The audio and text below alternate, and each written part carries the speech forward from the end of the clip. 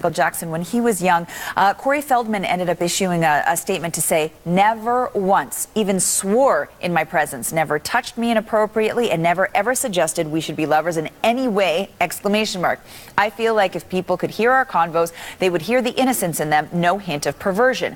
Now, Corey Feldman also suggested that he had a tape, and he's thinking of bringing that out to people. And the inference is that the tape would show how innocent and sweet their conversations are. So that leads very nicely to the next tweet that I have to share with you. That's from director and Hollywood star Judd Apatow. He ends up saying a very acerbic statement. He says, listen, the Corey Feldman defense that MJ must not have done it because he didn't do it doesn't quite work to me. That's like saying Ted Bundy wasn't a murderer because I met him at a bar and he didn't murder me.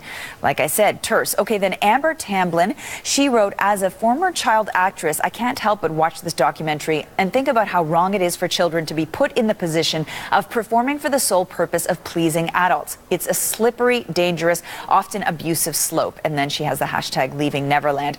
All right, then Rose McGowan, certainly a name that's highly associated with the Me Too movement, says the survivors are brave. Oprah is brave. That's because she did a talk after the documentary aired on this topic. The documentaries are brave. This is what brave is, folks. Standing up against the grain, going against the norm, rocking the boat because sometimes it needs to be rocked. It is hard to hear truth, but that's what growing pains are, and use the hashtag brave. So clearly there's some strong sentiment there coming out from people saying that that whole idea of, if not outright believing survivors, certainly listening to survivors or victims, people who say that they have been abused, is certainly something that is of our times much more than it ever was when Michael Jackson was at his height.